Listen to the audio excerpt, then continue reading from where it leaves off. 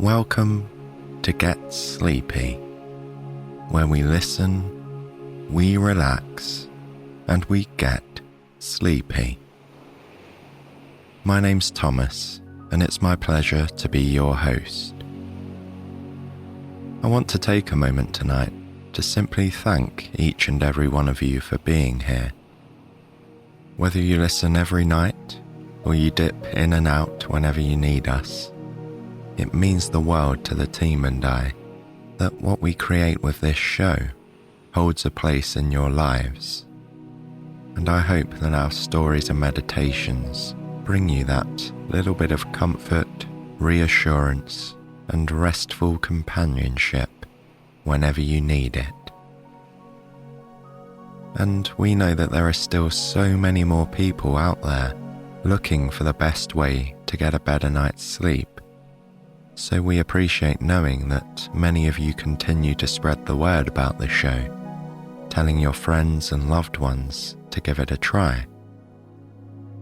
I firmly believe that word of mouth is always the best way to hear about something new to try. So please do keep telling people that Get Sleepy is here for anyone and everyone. Thank you again, my friends, far and wide. We appreciate all of you so much. In tonight's story, a woman named Alanna takes a trip with her 2 dogs to a cottage in the Welsh countryside. The cottage has everything Alanna could need, including a big, cozy bed that she can't wait to fall asleep in.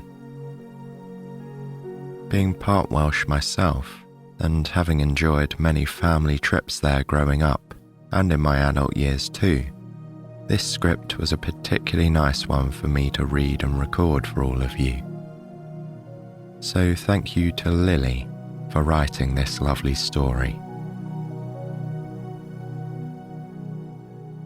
So, my friends, it's time to get nice and snug in bed now, so you can feel comfortably settled to listen along and drift off whenever the time is right. There's no hurry with this process though. All you have to concern yourself with is permitting your body and mind to relax and rest. Sleep will come naturally, without any force or effort. So just allow yourself to accept that and enjoy the sensation of peace and stillness as you lay here resting.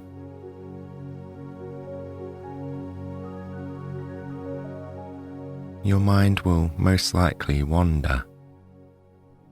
Thoughts will come and go. Some may even cause a bit of disruption to the peace and stillness of this moment.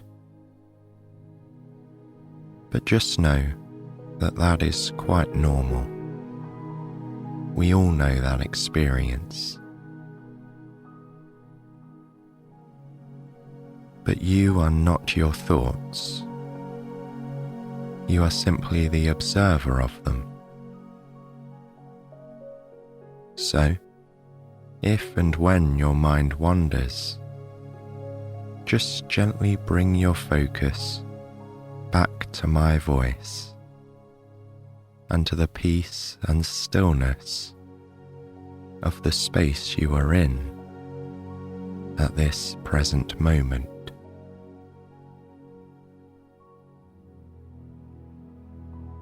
Our story tonight is sweet, calming, and easy to follow. So allow your imagination to tune into my words as we prepare to meet Alanna, who's driving through the Welsh countryside in the company of 2 loyal, furry companions.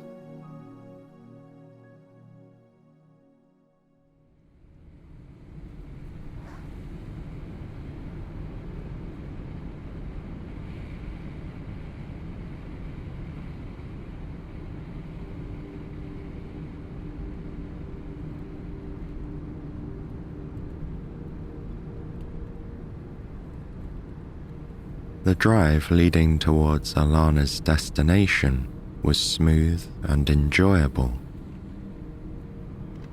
It reminded her of how fun she had found driving when she first started. The country roads she had driven through today had been newly laid and passed through beautiful scenery. Alanna loved the Welsh countryside with its rugged nature. There were mountains and valleys, heavenly beaches, and dramatic landscapes. This was her favourite place to visit, to get away from it all. As she rounded another bend, Alanna glanced at the rearview mirror. She was checking on Jack and Harry, her two golden retrievers. They sat on the back seats, each with their head out of their respective window, fur fluttering and tongues flapping in the breeze. Alanna grinned. If the sat-nav was correct, they were minutes away from the cottage she had booked for the next 5 days. She turned off the winding road and onto a dirt track. The car shook and bounced, so she lifted her foot from the accelerator and slowed down. Jack and Harry were panting with excitement. They always seemed to know when it was almost time to get out. Both dogs stood up, sniffing the air furiously. They were impatient to explore. Driving on slowly, Alanna soon caught sight of the farm, and then the farmhouse. She stopped the car and checked the instructions she had received from her hosts, who were the owners of the cottage. They lived in the farmhouse. As Alanna double-checked the names of her hosts, a woman in a Barber coat and Wellington boots walked out to greet her. Alanna opened the car door, and Jack and Harry started whining, both their heads appearing out of the same window. "Jill?" Alanna asked. Jill nodded and welcomed Alanna to the farm. She spoke with a gentle voice and strong Welsh accent. The dogs were whimpering for attention, which Jill happily lavished on them. She stroked both their heads, which were poking out of the car window. Jill told Alanna that the cottage was just a little further down the dirt road and round a bend to the left. The door was unlocked and the keys were in a bowl on the dining table. She'd stocked up the firewood and put the heating on, ready for Alanna's arrival. There was fresh milk in the refrigerator, as well as some eggs. And if there was anything else Alanna needed, Jill had left her phone number on a piece of paper attached to the fridge with a magnet. Alanna thanked Jill and got back in the car. She couldn't wait to see the place she and the dogs would be calling home for the next several days. Driving slowly, She followed the lane as it curved to the left. Then she parked on the gravel driveway next to the stone cottage. The house had 2 floors and was made of white stone. It was pretty as a picture. Though there was visible frost on the front lawn, on the ledge of each window were boxes which still bloomed with pink and orange flowers. Alanna got out of the car, her feet crunching over the stony ground, and opened the back door. Jack and Harry jumped out and immediately began to explore their new surroundings. After taking in the scenery for a moment, Alanna decided to carry her bags into the cottage while letting the dogs run around. She opened up the boot and took out her bag. It was pretty big, and it was full of jumpers and warm clothes. On the way, she had done some food shopping, so she took those bags out too. Alanna carried everything to the front door and let herself in. It was lovely and warm inside. The cottage had an open-plan living space, with the kitchen at the front of the house and a lounge towards the back. Alanna put the food bags down on the counter and her big bag on the floor. She saw the cottage keys on the dining table and Jill's phone number on the fridge, just like she'd said. There was a basket full of eggs, and in the fridge, 2 jugs full of fresh milk. Alanna looked out the window above the sink. She could see Jack and Harry playing and leaping about on the grass. Such happy dogs, thought Alanna. She enjoyed packing away all the food shopping in the clean and neat kitchen. There was a place for everything, and as she moved around the room, she thought about the meals she was looking forward to cooking. Afterwards, Alanna decided to explore the cottage. She took off her shoes, leaving them by the front door. The lounge had big, comfortable sofas, a chestnut coffee table, a huge, cushiony dog bed, and, best of all, a wood-burning stove. Beside it was a basket full of wood. On the coffee table was a welcome pack, explaining everything one might need to know about the cottage, like how to adjust the heating and the water temperature, and instructions for all the appliances.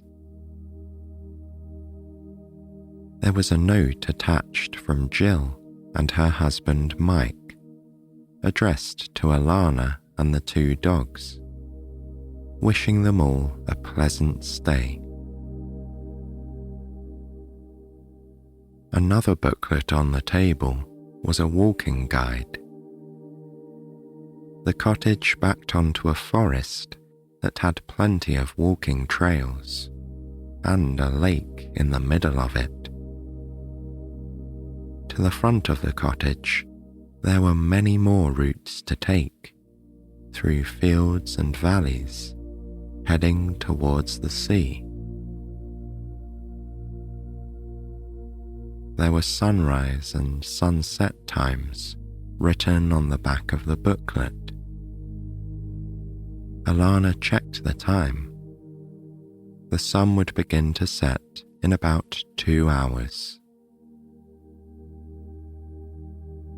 The last booklet had menus for local restaurants that would deliver to the cottage. One in particular caught Alanna's eye. It was a menu for an Indian restaurant and had pictures of some of their dishes on the front. The food looked absolutely delicious and perfect for a cold day like today. Although she had brought food with her and planned to cook, Alanna was quite tired from the long drive, and she hadn't yet taken the dogs for a walk. She decided to pre-order dinner and have it delivered for when she returned from the walk. After placing her order, she took her bag upstairs to the bedroom. There was a huge, cozy bed in the middle and a big wooden wardrobe. Across the floorboards was a sheepskin rug. There were small windows on either side of the bed that looked out onto the front lawn. And above the bed was a large skylight. Alanna sat on the edge of the bed for a moment, enjoying the peacefulness. She could hear birds from the trees behind the house, the occasional mooing of cows on the farm, and the sound of trickling water coming from a stream somewhere. And that was it. No traffic, sirens, or electrical buzzing. It was blissful. She looked forward to climbing into the soft bed and resting her head on the pillows tonight. Alanna unpacked her bag, hanging some things in the wardrobe and folding up her other clothes, which she put in the small drawers by the bed. Taking out her wash bag, she put it on a shelf in the ensuite bathroom. Then she headed back downstairs and picked up the keys from the dining table. She put her shoes back on and opened the front door. Locking it behind her, she went to join Jack and Harry on the grass. Alanna was curious about the sound of the water she had heard earlier. Where was it coming from? She soon found out. A stream ran across the end of the front garden. Alanna stood watching it for a while. It was quite captivating, the way the water twinkled as it rushed over the stones in rivulets and round little bends. She wondered where it started and where it ended up. Maybe it ran all the way through the countryside and down into the sea a few miles away. Turning around, she looked at the trees of the forest that towered up above the cottage roof. Out loud, Alanna asked the dogs which walking route they should take. Towards the beach or into the woods. A chilly breeze whipped past, and Alanna pulled her coat tightly around herself. She decided on the forest route. The wind wouldn't be as strong in there, she thought. Alanna walked around the side of the cottage, Jack and Harry excitedly bounding off ahead as usual. She wondered how many new and exciting smells they were picking up on. Out here in the middle of the countryside, the dogs didn't need harnesses or collars. They could be free.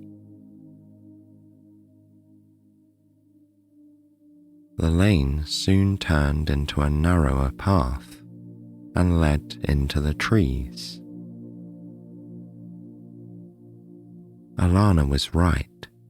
The wind was practically non-existent here, and they were sheltered by the great trunks of the trees. Dappled sunlight lay on the ground, streaming in between the pines. Leaves covered the path, and due to the dry weather, they provided a satisfying crunch with each step Alanna took.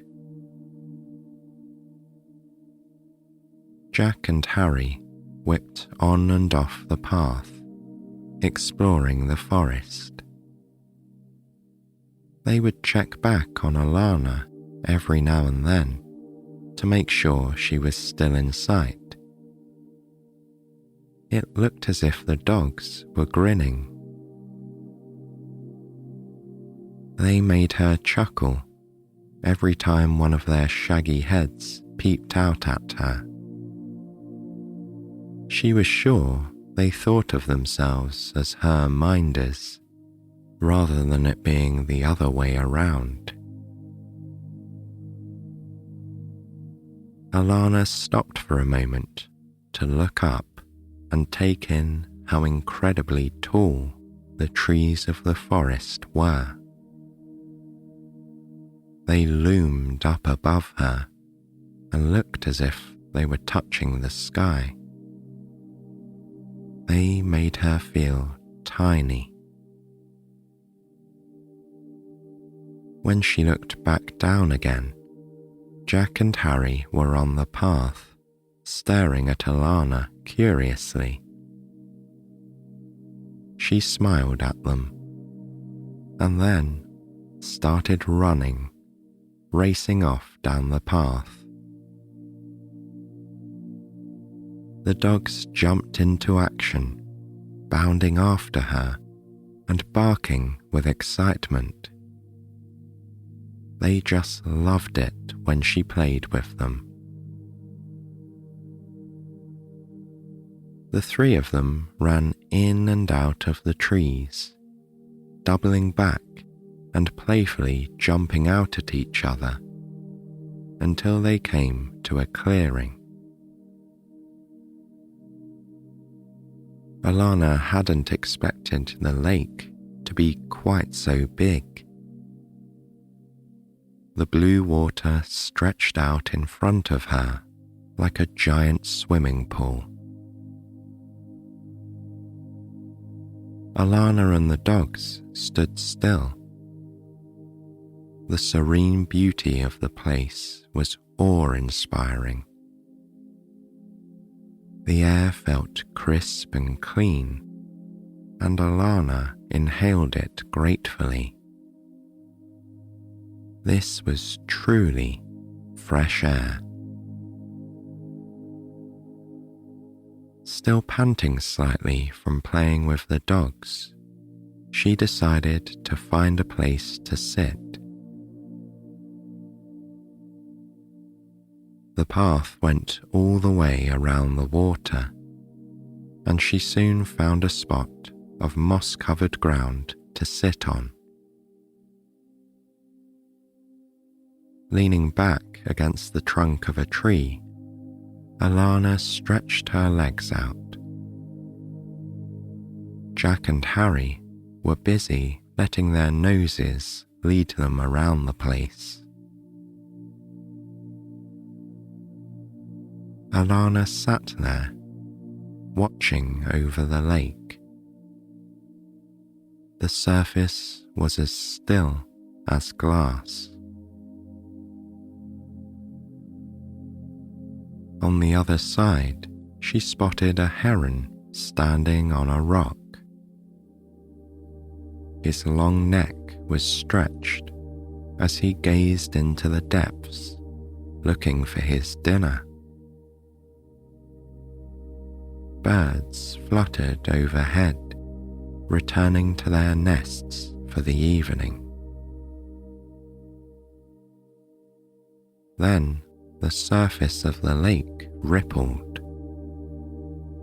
Alanna stood up and could just make out a school of fish beneath the surface. A moment later, she heard a loud croak. She tried to follow the noise. It must have been coming from a frog somewhere nearby. She stood on the rocks that bordered the water and tried to find the frog. He must have been too good at camouflaging himself, though.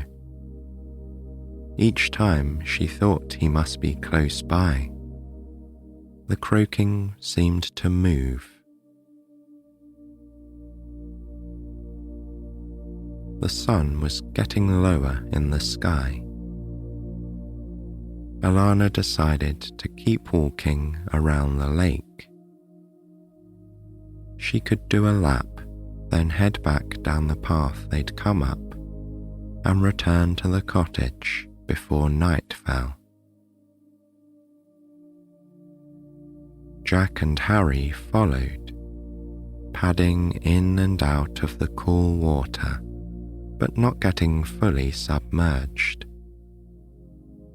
They were both fantastic swimmers, but the water was far too cold for a proper swim.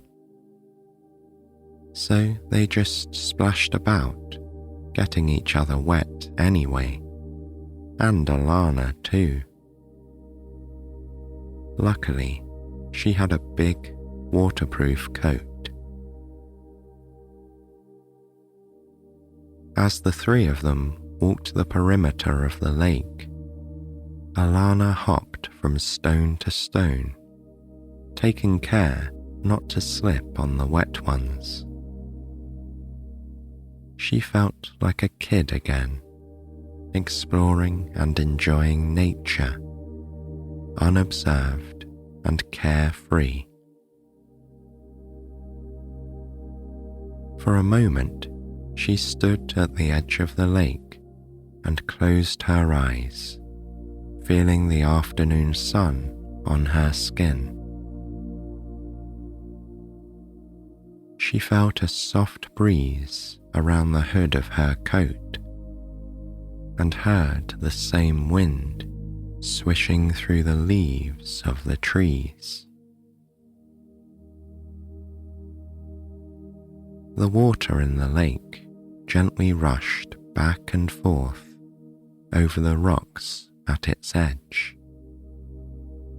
and there was a flutter here and there of birds' wings as they flew overhead, and the occasional call of an owl getting ready to begin its nightly hunt. She could hear so much more with her eyes shut, quiet noises she might have missed otherwise. there was a gentle rustling in the grass nearby. A mouse, or perhaps a squirrel. And of course, she could hear Jack and Harry panting. Alanna opened her eyes. The air was so fresh, and this spot so beautiful, it was hard to leave. But she reminded herself that she was here for the next 5 days and could return whenever she wished. With that in mind, she turned and found the path that led back to the cottage. As the three of them came out of the trees, Alanna checked her watch. She had spent longer on the walk than she'd meant to. She remembered the takeaway she'd ordered from the Indian restaurant. Her stomach was rumbling, and the cold had finally reached inside her coat. Quickening her pace, she was soon nearing the cottage. By the time she reached it, the sun had set behind the trees, and it was dark. Alanna found a bag waiting for her on the doorstep. Inside it was the food she had ordered. She smiled gratefully and picked it up, then let herself, Jack and Harry inside. As she slipped off her shoes and wandered into the kitchen, she realized how warm her feet were. Underfloor heating. What a luxury, she thought. After placing the bag on the kitchen counter, Alanna turned to see Jack and Harry waiting expectantly. Dog food and water bowls had been provided by the hosts. They really had thought of everything. Alanna took out some cans of dog food from the cupboard, pulled open the lids, and served up dinner for the boys. As they instantly began to wolf down their food, tails wagging, Alanna filled the other bowls with water. While the dogs ate, she decided to start a fire in the wood-burning stove. Starting with smaller pieces of kindling and scraps of paper, she arranged the bits into a pyramid shape. Then she struck a match, which fizzled and crackled, before she placed it in the stove. The flames licked the paper's edges, curling them as they burnt, and then caught on to the small kindling pieces. Next, Alanna placed some firewood in the stove. Just a little at first, so as not to suffocate the flame. As the wood caught alight, she added a few bigger pieces and closed the door of the stove. She could already feel the warmth emanating from it out into the room.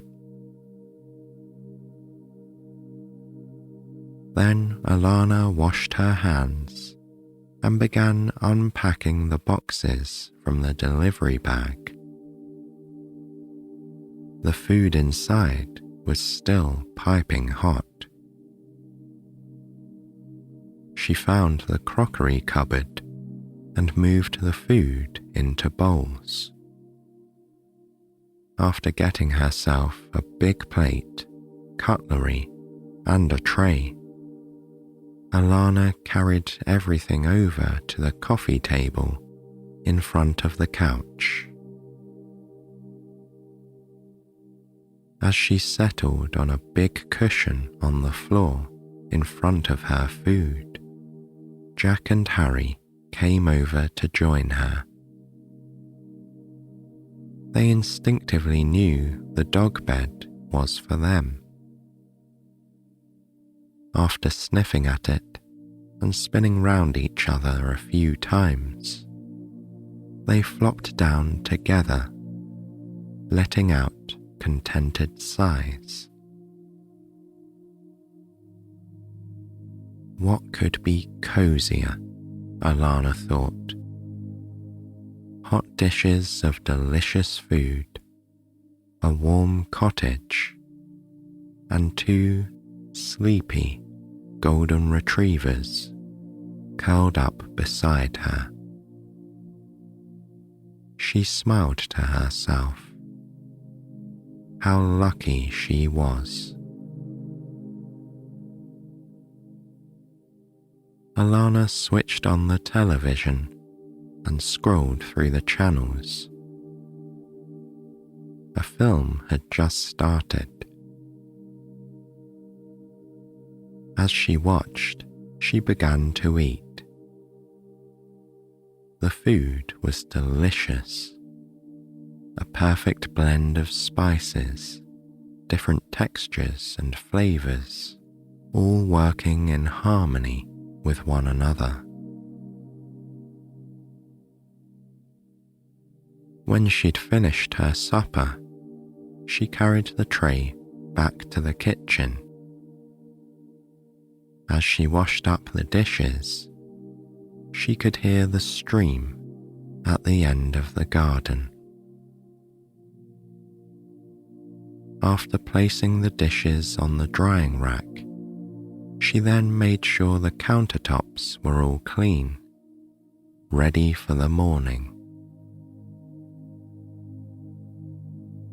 The dogs were snoozing, but when Alanna called their names, their ears instantly pricked up, and they were on their feet, ready to follow her to bed.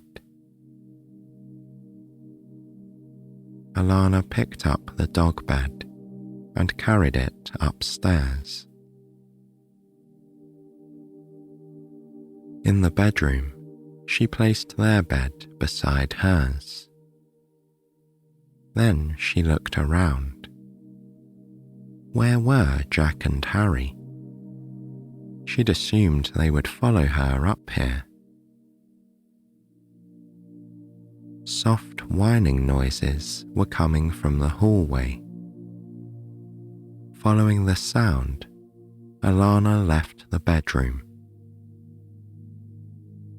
And then she saw that Jack and Harry were waiting for her at the bottom of the stairs. Their paws were sliding on the wooden steps, and they were stuck, waiting for Alanna to come and help them. Their little faces looking up at her were so sweet. Alanna's heart swelled with how much love she had for them. She chuckled as she descended. Helping Jack first, Alanna encouraged him to take one step at a time. It was the slipperiness of their paws on the polished wood that was holding them back. She stood close behind Jack as he began to ascend, gently pushing his shaggy back and letting him know he wouldn't fall. once he'd successfully made it to the top, he bounded into the bedroom. Alanna retraced her steps to help Harry. She used the same technique, staying close behind him so he knew he was safe, even if he slipped around a little. They'd be used to the stairs in a day or so, she thought, and would no doubt soon be zooming up and down them. At last, with the boys curled up together on their bed, Alanna climbed into hers. It was as soft and as plush as she had hoped. She sank into the mattress, pulling the crinkly duvet all the way to her chin. After leaning over to switch off the bedside lamp, she settled her head back on the pillow, and she noticed a light was still shining from somewhere. She looked up and saw a magnificent full moon glowing above her through the skylight. It was like a painting that had been framed and placed in the perfect position over the bed.